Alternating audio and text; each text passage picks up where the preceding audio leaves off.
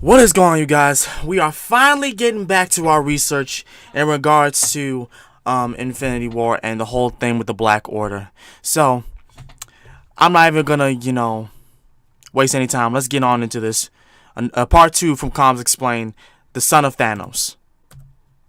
What's going on, guys? This is Rob. If you guys enjoy my content, make sure you hit the subscribe button and make sure you hit that little bell so you never miss out on my sexy voice. This time, I got coffee. Man, I was looking through the comments for the first Infinity video we did, and people were screaming at me to finish the rest of it. Damn right! People were just like, you gotta finish Infinity! Man, it is an amazing story. It is so good. I understand where you guys are coming from. But yeah, okay, so in the first video, we talked about how we had two stories going on at the same time. You have the Avengers in space, because you have the builders who were just this really ancient race, who were responsible for basically the creation of everything, and we're just running across the cosmos, just obliterating all these planets and stuff. And so the Avengers, basically went to go check it out at the request of, the members of the Galactic Council and so on. So basically you have, this army composed of all these empires across the universe, which all banded together for the purpose of trying to take on these builders, and they all got deuced on. They all got wrecked. They just weren't prepared. And then, you had Thanos who invaded Earth with the Black Order, and, they show up and they crush everybody, almost everybody. Wakanda is, the only country that really succeeds in fending anybody off because, Black Panther's a beast. So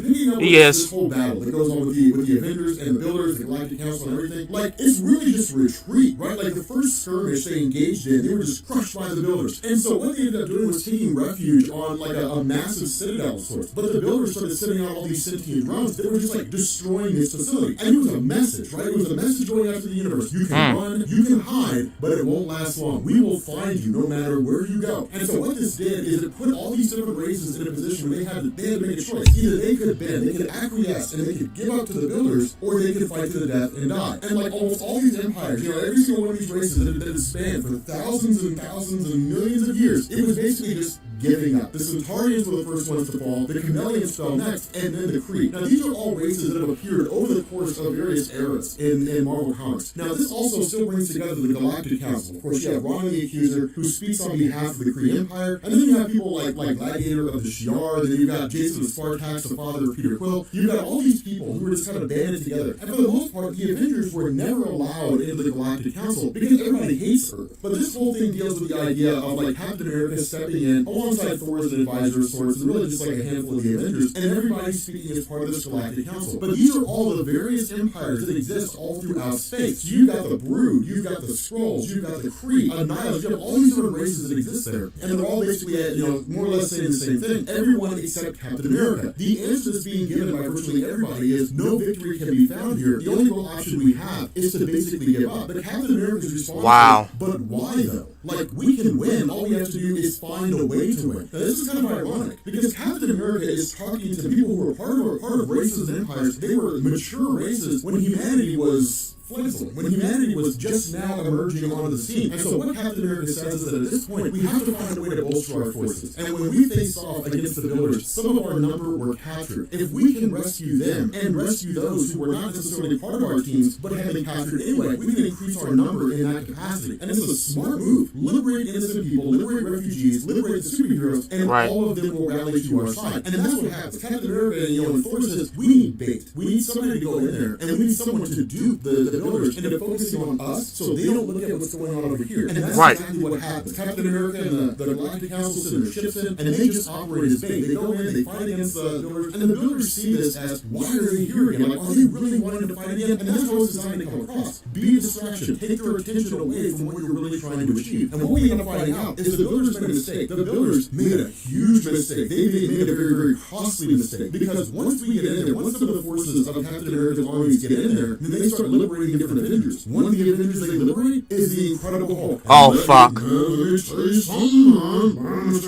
Incredible Hulk breaks out and just starts crushing everything, literally destroys the ship on its own, just starts ripping through every single device they can find. From there, they immediately teleport out. But the cool thing is that they still have to destroy the these other two weapon ships that are controlled by the Builders. So they in turn send in Thor along with a handful of other people. And of course, they're able to pull it off by just destroying things. But what this does is it brings in Starbrand. Now, Starbrand we talked about before, right? Like, it's this idea that you have what's called the White Event. And the White Event was basically an initiation that took place that whenever there was like a massive universal threat, really once every generation, a new person would be chosen to be the Starbrand. But it was one of these things where they would have however much power they needed for a particular point in time. It's really kind of a caveat. It's one of those things where it's just sort of like, here's a character that lets me do whatever I want to do at any particular point in time, but they're not omnipotent and indestructible. They can be destroyed. But Starbrand serves its purpose. He basically destroys a huge portion of the Builder army, which in turn like allows some measure of the tide to turn. But again, this is not the full brunt of the Builder army. This is just a portion of it. Picking up with Attilan,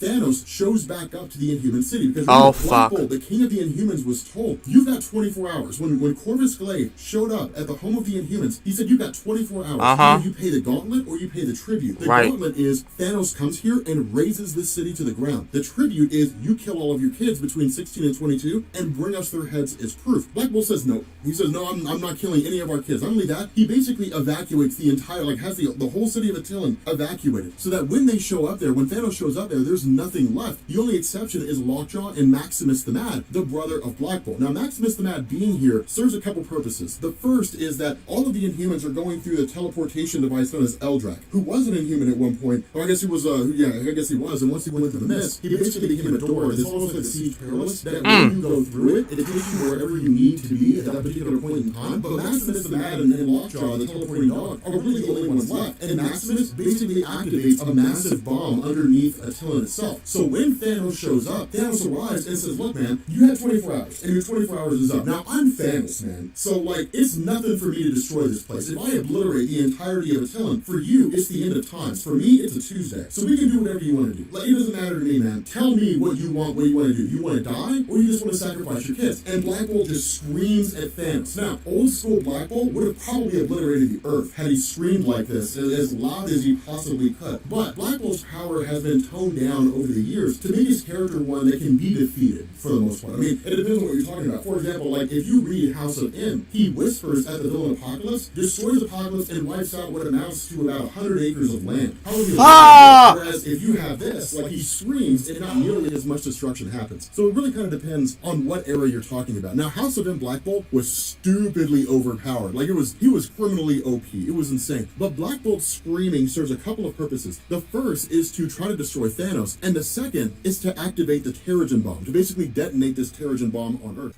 Now from here, we transition to a city called Orolin, which is basically hidden on Earth. Now this is very, very important because really up until this point, there wasn't really any such thing as like secondary Inhuman cities, right? Like in Marvel Comics, you had Attilan, and that was it. What Attilan did and how it functioned was contextual. For example, Attilan was basically a hidden city on Earth where the Inhumans lived, and it was that way forever and ever and ever. And then Paul Jenkins and Jay Lee in 1998 wrote Inhumans Volume 2. They basically told this 12-issue story where Black Bolt tricked his own people. He literally orchestrated an assault on Attilan so that his people would finally agree with him when he says, we need to leave Earth. And so Attilan took up residence on the blue area of the moon. That led into the events of War of Kings, when eventually the Attilans took over the entirety of the Kree Empire. Eventually they came back. They ended up, returning back to Earth again. And then they just sort of reside above the city of New York. And they've been there ever since. Wow. But there have never really been other Inhuman cities. This is really the first time that we start to see Marvel expand this. Now, Jonathan Hickman really did this for the sake of this story. And the reason why is because where you ended up having like the main city of Attilan, where the Inhuman royal family has always resided, there were members of the royal family who defected, or even just like other members of the Inhuman society that basically broke off. But in the city of Orolin, what you have is a shard of the Terrigen crystals, and what it does is it allows this city to basically implement Terrigenesis among its own people, but only once every generation. And so the result is that they hope that people will gain like the best minds or different abilities or what have you. But we pick up with a guy named Thane, and Thane is basically just a healer. That's really kind of like the quote-unquote gift that he has. But the indication here is that he's never actually been exposed to Terrigenesis. He's really more of just like a medic, but he's not one of those people who's been chosen for Terrigenesis. What ends up happening is that when this bomb goes off, the Terrigen mist spread throughout the world. Now, for those of you guys who are wondering, in Marvel Comics right now, and especially the events of like Inhumans versus X-Men, why the Inhumans had risen to prominence the way they did, this is the reason why. This is the story that saw the detonation of the Terrigen bomb and the Terrigen mist spreading throughout the rest of the world. And what Marvel did was was actually pretty cool, because what you had was a line of stories that came immediately after this, written by Charles Soule. So you had Inhumanity, you had Inhuman, that basically explored like the aftermath of these Terrigen mists spreading throughout the world, and all these, basically hidden Inhumans that didn't know they were Inhuman, suddenly going through the process of Terrigenesis out in the middle of nowhere, in subway stations, walking along the street, in office buildings, and capitol buildings, all throughout the world. Leaders even became Inhumans, not realizing they were Inhuman the entire time. The problem is that Marvel squandered that, and instead, going into all new, all different Marvel, they pushed the X-Men into the background. They try to promote the Inhumans, which everybody knows doesn't work because nobody really cares about the Inhumans. And so because of this, like with this bomb going off, Thanos is like, okay man, so like that's your answer. Your answer is that you want to fight, then we can fight. Just be aware, man. Like when you fight me, I fight to the death. I'm probably gonna kill you because like you irritated me, and that's just what's gonna happen. So like immediately he starts screaming, right? He's like, where's my son? Tell me where my son is, because he knows the Inhumans know the location of his son, but he won't. Like Black Bolt won't give it up. Now, of course, at this point, pretense is out the window. Thanos had basically lied to the Black Order, saying, well, it's a tribute is what it is. These are the things I demand. Just do what I tell you to and don't ask questions. Now, Black Bolt figured out earlier on that the whole subtext was that Thanos was hunting for his son. And because Black Bolt knows that, and Thanos knows Black Bolt knows that, then we're just throwing all pretense out the window. And it's just like, okay, you know that I'm here looking for my son. Tell me where my son is. And if you don't tell me, I'm going to destroy you, and I'm going to destroy everything you care about. Now, what this does is it leads in to one of the most beastly moments in the history of comics. Dude, it's like one of the greatest Thanos moments of all time. Black Bolt goes to scream, and Thanos is just like, you know what, dude, enough, man. If this is how it's gonna be, he's what? Like, in, man. Like, keep your secrets, carry them with you to the grave. Like, smash his head in the ground. I'm just like, dude, Thanos, how beast are you? Like, knocks out Black Bolt in one hit, and he's like, fine, if this is how it's gonna be, then like, I will find my son myself, and I'll kill him myself. That boy's gonna die. And with Thane having undergone Terrigenesis, then his Inhuman genes are activated, and suddenly his powers begin to emerge, although he doesn't really have control over it. Now, at this point, this is when the story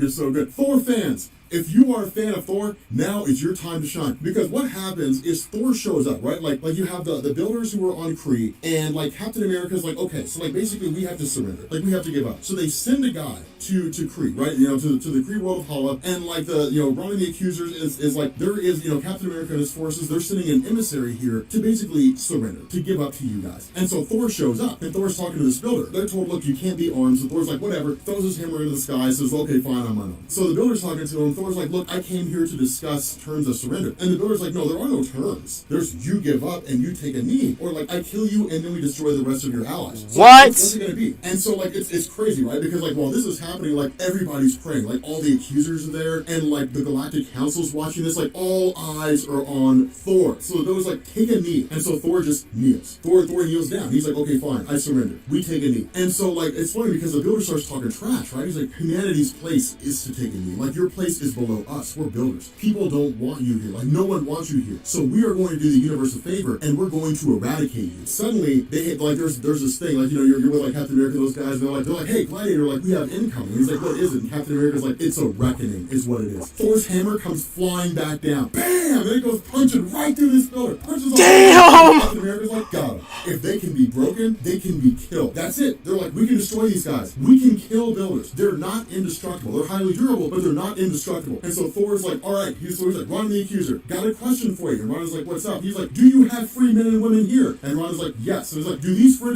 men and women, will they fight for what they believe in? Ron says, yes. Thor rallies the entire Kree army to their side. An army of thousands and thousands of people, rallies them all, and says, it's time for battle. And Captain America's response, when the question is asked by Gladiator, like, what comes next? Captain America's response is, now we win. Now we finally take back the universe. With that being said, guys, we're going to bring this video to an end. Oh my god. Make sure you guys hit the sub button. Oh my god, that was good. Make sure you drop a like, and I will catch you all later.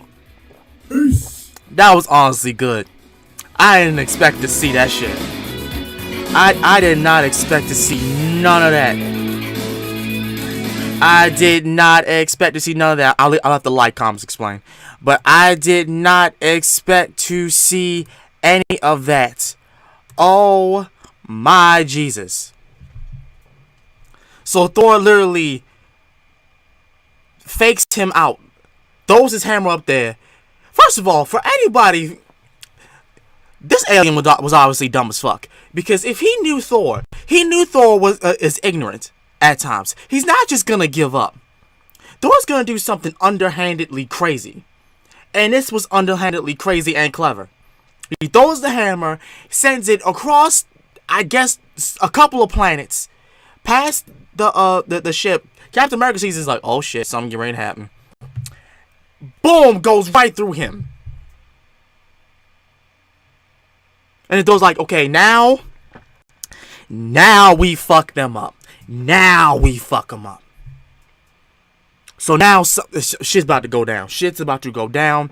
I hope that he finishes the rest of this in time when before Infinity War comes out.